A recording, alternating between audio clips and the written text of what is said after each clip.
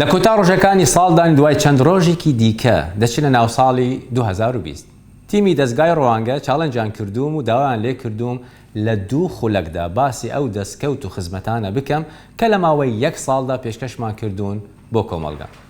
هەوڵەدەم زۆر بە خێرایی دیارترین پرۆژە و داتاکان بخەمەڕوو. با بزانین دەتوانم؟ یاڵڵا دەست پێ بکەم.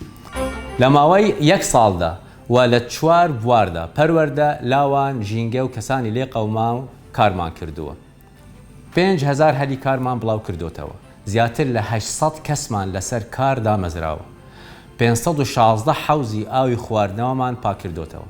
زیاتر لە 500 نەمام و دارمان چاندووە. زیاتر لە 20 هەڵمەتی هۆشیاری ژینگەیمان ئەنجام داوە.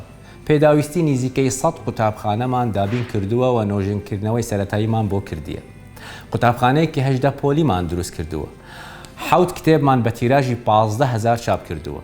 بە سەدان پرسیار و وەڵامی وزاریمان بۆ قوتابیانی پۆلی 9 و 12 ئامادە کردووە. زیاتر لە 50 وانەی ڤیدیۆیمان لە بابەتەکانی ئینگلیزی، کیمیا، فیزیا و بیرکاری بۆ پۆلی 12 بەرهەمهێناوە.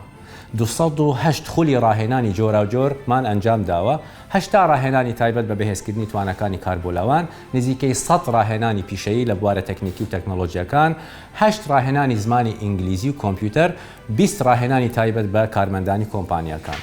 ڕاهێنانمان بۆ زیاتر لە 3420 کەس ئەنجام داوە. 1700 کارخاز، 300 کارمەندی کۆمپانیا و 1520 لاو. نەوت و پێداویستی خوێندنمان بۆ 149 قوتابخانە دابین کردووە. بڕوانامەی ڕێزلێنان بە زیاتر لە 300 خۆبەخش بەخشیوە.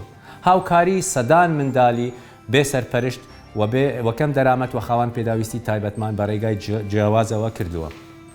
بە شێوازی گشتی لە 2019 35 پرۆژەمان ئەنجام داوە و نزیکەی 500,000 کەس سوودمەند بوون. کاتەکە بوو بە 1 خولەک و 45 چرکە. ئێستاش چاڵنجی کاک موسا ئەحمەد دەکەم و داوا لە کاک موسا دەکەم لە ماوەی 2 خولەکدا باسی دەستکەوتەکانی دەستگای خێرخازی بارزانی بکاتن.